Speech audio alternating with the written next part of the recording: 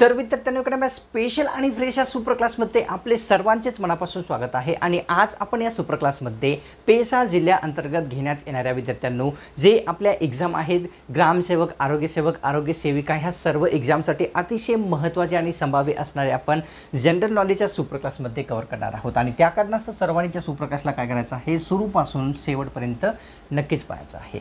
तसेच तुम्ही जर चॅनलवर नवीन आला असाल, कोणत्याही कारणास्तव या चॅनलला आतापर्यंत आपण सबस्क्राइब जर नसेल केलेले लगेच करून घ्यायचं आहे, एकदम फ्री असते। काय होईल सबस्क्राइब केल्याच्यानंतर, जेव्हा तुम्ही चॅनलला सबस्क्राइब करसाल ना तेव्हा आपल्या चॅनलवर पुढची सुपर क्लास जेव्हा कधी अपलोड होईल त्याचे नोटिफिकेशन अपलोड करता तुमच्या स्मार्टफोनवर मोबाईलवर प्राप्त होऊन जाईल त्या कारणास्तव। आणि या सुपर क्लासला एक लाईक पण नक्कीच करून घ्यायचं आहे आताच्या आताच। चला सुपर क्लासला सुरुवात करूया।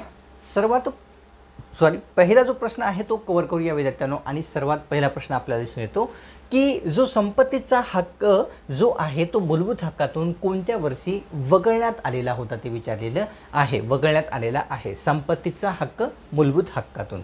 तर या ठिकाणी ऑप्शन क्रमांक किती 2 योग्य आहे। 1978 या वर्षी संपत्तीचा जो हक्क आहे मूलभूत हक्कामधून वगळण्यात आलेला आहे। कोणत्या घटना दुरुस्तीनुसार तुम्हाला पुढच्या प्रश्नामध्ये कळून जाणार आहे। प्रश्न दुसरा कव्हर करूया। संविधानानुसार खालीलपैकी कोणता एक मूलभूत हक्क नाही ते आपल्याला विचारलेलं आहे। मूलभूत हक्क नसलेला जो आहे संविधानानुसार कोणता पर्याय आहे सांगायचा आहे। तर ऑप्शन क्रमांक किती 4 या ठिकाणी योग्य आहे। संपत्तीचा हक्क जो आहे तो या ठिकाणी संविधानानुसार जो आहे मूलभूत हक्क नसलेला या ठिकाणी दाखवण्यात आलेला आहे। घेऊया तिसरा प्रश्न। संपत्तीचा हक्क मूलभूत हक्कातून कोणत्या घटना दुरुस्तीनुसार वगळण्यात आलेला आहे आता या ठिकाणी विचारलेलं आहे। पहिल्या प्रश्नाचं उत्तर आपल्याला कन्फर्म या ठिकाणी होऊन जाईल। तर कोणता आहे ऑप्शनमध्ये, तर ऑप्शन क्रमांक 1 योग्य आहे। 44व्या घटना दुरुस्तीनुसार संपत्तीचा जो हक्क आहे मूलभूत हक्कातून विद्यार्थ्यांनो मायनस करण्यात आलेला आहे, म्हणजेच वगळलेला आहे। घेऊया पुढचा प्रश्न जो की आहे भारताचे मध्यवर्ती ठिकाण खालीलपैकी कोणता जिल्हा आहे ते विचारलेलं आहे।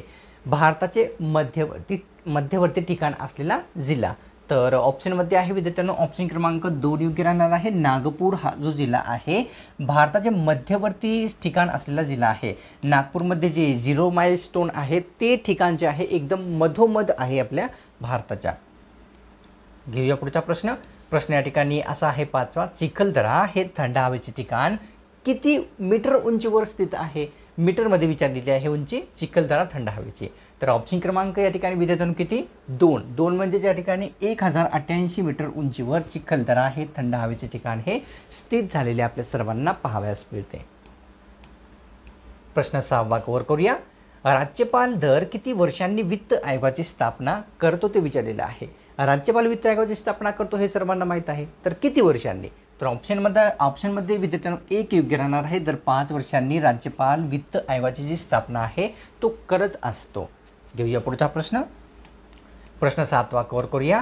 तर असा आहे विद्यार्थ्यांनो की राज्यघटनेतील कोणत्या भागामध्ये कोणत्या भागानुसार जम्मू काश्मीरला विशेष दर्जा बहाल करण्यात आलेला होता। आता या ठिकाणी ऑप्शनमध्ये कोणते योग्य राहणार आहे, तर ऑप्शन क्रमांक 1 म्हणजेच भाग 21 नुसार जो आहे या ठिकाणी जम्मू काश्मीरला विशेष दर्जा हा देण्यात आलेला होता। घेऊया पुढचा प्रश्न। प्रश्न 8वा। भारत आणि मलेशिया या 2 देशांदरम्यान कोणता युद्ध सराव आहे ते आपल्याला विचारलेला आहे। देश लक्षात घ्यायचा आहे, सर्वप्रथम आपला भारत देश आहे आणि दुसरा आहे मलेशिया। तर कोणता आहे, तर ऑप्शन क्रमांक किती 1 योग्य राहणार आहे। हरिमाऊ हा जो युद्ध सराव आहे भारत व मलेशिया आपल्या या 2 देशांदरम्यान असलेला दिसून येतो। प्रश्न 9वा। राष्ट्रसंत तुकडोजी महाराज यांचा ग्रंथ खालीलपैकी कोणता आहे। आपल्याला जे संत आहेत ते लक्षात घ्यायचे आहेत। राष्ट्रसंत तुकडोजी महाराज यांचा विचारलेला ग्रंथ आहे। तर ऑप्शनमध्ये या ठिकाणी 3 योग्य राहणार आहे। ग्रामगीता हा जो ग्रंथ आहे राष्ट्रसंत तुकडोजी महाराज यांचा असलेला आपल्या सर्वांना दिसून येतो। प्रश्न या ठिकाणी कव्हर करूया विद्यार्थ्यांनो 10व्या क्रमांकाचा की कोणत्या आजारामध्ये व्यक्तीचा जो प्रकाश असतो तो मुळीच सहन होत नाही। प्रकाश जसं की आता माझ्या चेहऱ्यावर खूप सारा पडत आहे, मला सहन होतो, नॉर्मलची बात आहे। तुम्हालाही होतो, मलाही होतो, पण ज्या व्यक्तीला होत नाही त्या व्यक्तीला कोणता आजार असतो। तर ऑप्शन क्रमांक किती 3 योग्य आहे। धनुर्वात ज्या व्यक्तींना असतो ना त्या व्यक्तींना त्या आजारामध्ये प्रकाश मुळीच सहन होत नसतो. कोणता किनारा या ठिकाणी भारताच्या पूर्व किनारपट्टीचा भाग आहे ते विचारलेलं आहे. कोणता किनारा आहे जो पूर्व किनारपट्टीचा भाग आहे? ऑप्शनमध्ये या ठिकाणी योग्य राहणार आहे 4, म्हणजेच कोरोमंडल किनारा जो आहे भारताच्या पूर्व किनाऱ्याचा एक भाग असलेला दिसून येतो. प्रश्न 12वा, भारताच्या एकूण क्षेत्रफळापैकी 43.2% जो भाग आहे तो कशांनी व्यापलेला आहे? भारताचे एकूण क्षेत्रफळ लक्षात घ्यायचं आहे. त्याच्यानंतर 43.2% विचारलेला आहे. कशांनी? तर ऑप्शन क्रमांक 2, मैदानांनी जे आहे भारताच्या एकूण क्षेत्रफळापैकी 43.2% जो आहे तो व्यापलेला भाग आपल्या सर्वांना पाहावयास मिळतो. प्रश्न 13वा कव्हर करूया. इलॉन मस्क हे कोणत्या कंपनीचे मालक आहेत ते ओळखायचं आहे, सांगायचं आहे. व्यक्ती लक्षात घ्या, इलॉन मस्क यांनी आहेत. आणि ऑप्शनमध्ये स्पेस एक्स, टेस्ला, ट्विटर किंवा वरीलपैकी सर्व. तर ऑप्शन क्रमांक किती? 4 योग्य राहणार आहे. वरीलपैकी सर्व म्हणजे ट्विटरचे नवीन नाव एक्स करण्यात आलेले आहे. टेस्ला तसेच स्पेस एक्स या सर्व कंपनीचे मालक कोण आहेत? तर इलॉन मस्क यांनी असलेले आपल्या सर्वांना माहीतच असेल. घेऊया पुढचा प्रश्न. प्रश्न 14वा, की सिकंदराबाद रेल्वे स्थानक कोणत्या विभागाचे मुख्यालय असलेले विचारलेलं आहे? रेल्वे स्थानक सिकंदराबाद हे विचारलेलं आहे. ऑप्शनमध्ये दक्षिण, मध्य, पश्चिम, पूर्व किंवा वरीलपैकी नाही. तर ऑप्शन क्रमांक 1 योग्य राहणार आहे. दक्षिण मध्य रेल्वेचे मुख्यालय म्हणजेच सिकंदराबाद हे रेल्वे स्थानक असलेले दिसून येते. प्रश्न 15वा कव्हर करूया, जो की आहे विभवांतराचे एकक खालीलपैकी कोणते आहे? विभवांतराचे एकक विचारलेले आहे. तर या ठिकाणी किती? ऑप्शन क्रमांक 3 योग्य आहे. व्होल्ट हे जे आहे विभवांतराचे एकक असलेले आपल्या सर्वांना माहीतच असेल, नसेल तर आज कळालेले आहे. प्रश्न 16वा, डॉक्टर बाबासाहेब आंबेडकर यांना बौद्ध धर्माची दीक्षा कोणी दिलेली होती ते विचारलेलं आहे. बौद्ध धर्माची दीक्षा डॉक्टर बाबासाहेब आंबेडकर यांनी कोठे घेतली होती हा सर्वांनाच प्रश्न माहीत आहे, उत्तर देखील माहीत आहे. पण कोणी दिलेली होती ते आज पाहूया. चला, या ठिकाणी ऑप्शन क्रमांक 3 योग्य आहे. चंद्रमणी महास्थिर यांच्यामार्फत जे आहे डॉक्टर बाबासाहेब आंबेडकर यांना बौद्ध धर्माची दीक्षा ही देण्यात आलेली होती. अतिशय महत्त्वाचा प्रश्न दिसून येतो. प्रश्न 17वा, शरीरातील तांब्याच्या कमतरतेमुळे शरीरामध्ये कशाची निर्मिती होत नाही? कमतरता कशाची आहे? तांब्याची. तर यामुळे कशाची निर्मिती होत नाही? ऑप्शनमध्ये पाहूया कोणता राहील ऑप्शन. तर ऑप्शन क्रमांक 1, हेमोग्लोबिनची निर्मिती शरीरातील तांब्याच्या कमतरतेमुळे होत नसते. घेऊया पुढचा प्रश्न. प्रश्न या ठिकाणी 18वा, औरंगाबाद विभागातील क्षेत्रफळाच्या दृष्टीने सर्वात लहान जिल्हा कोणता आहे? छत्रपती संभाजीनगर विभागातील सर्वात लहान क्षेत्रफळाच्या दृष्टीने जिल्हा विचारलेला आहे. परभणी, नांदेड, हिंगोली किंवा वरीलपैकी नाही. तर ऑप्शन क्रमांक 3, हिंगोली हा जो जिल्हा आहे छत्रपती संभाजीनगर या विभागातील सर्वात छोटा जिल्हा असलेला आपल्या सर्वांना दिसून येतो. घेऊया या ठिकाणी पुढचा प्रश्न, जो की आहे 19वा. एक झाड दोन पक्षी या कादंबरीचे लेखक विचारलेले आहेत. कादंबरी अतिशय महत्त्वाची आहे. TCS IBPS पॅटर्नने हा क्वेश्चन्स विचारलेला आहे. एक झाड दोन पक्षी. तर ऑप्शनमध्ये या ठिकाणी ऑप्शन क्रमांक 2 योग्य राहणार आहे. विश्वास बेडेकर यांनी जे आहे एक झाड दोन पक्षी या कादंबरीचे एक लेखक व्यक्ती असलेले आपल्या सर्वांना माहीत असावे. कव्हर करूया या ठिकाणी 20वा प्रश्न, जो की आहे विद्यार्थ्यांना, नेत्रदान दिवस कोणत्या दिवशी साजरा होतो? नेत्रदान दिवस कोणत्या दिवशी साजरा होतो? ऑप्शनमध्ये 1 जानेवारी, 2 जानेवारी, 3 जानेवारी किंवा 4 जानेवारी. तर ऑप्शन क्रमांक 4 म्हणजे 4 जानेवारी या रोजी जे आहे नेत्रदान दिवस साजरा केला जात असतो. प्रश्न 21वा, की बक्सारच्या लढाईत इंग्रजांचे नेतृत्व कोणत्या व्यक्तींमार्फत करण्यात आलेले होते? लढाई लक्षात घ्या, बक्सारची लढाई विचारलेली आहे. तर इंग्रजांचे नेतृत्व कोणी केलेले होते? ऑप्शनमध्ये विद्यार्थ्यांना ऑप्शन क्रमांक 3 योग्य राहणार आहे.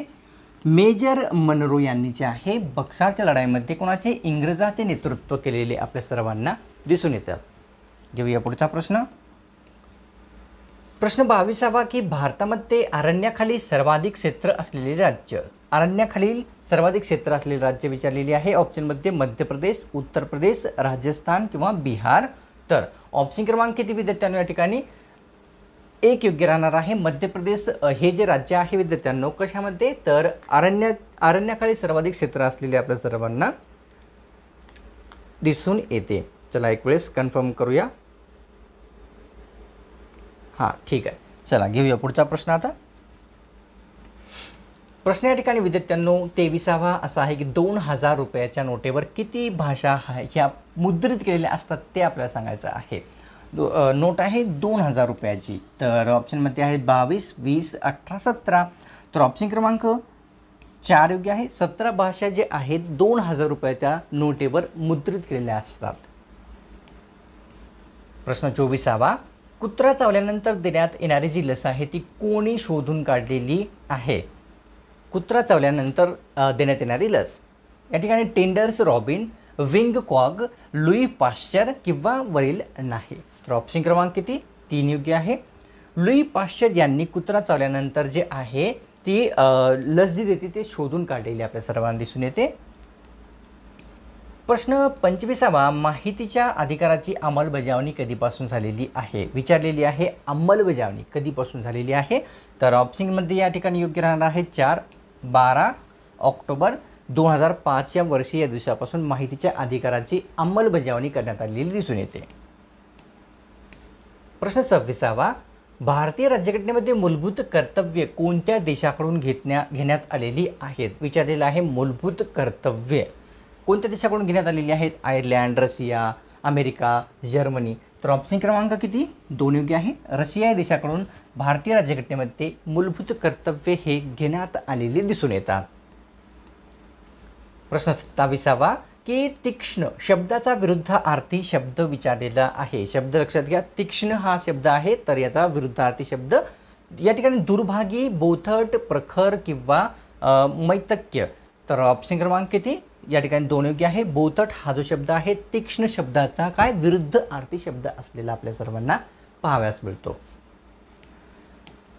प्रश्न 28वा, की अण्णाभाऊ साठे यांचे संपूर्ण नाव विचारलेले आहे. प्रश्न हे जे आता लगभग यायलेत ना ते सर्व विचारलेले आहेत. तर अण्णाभाऊ साठे यांचे संपूर्ण नाव विचारलेले आहे.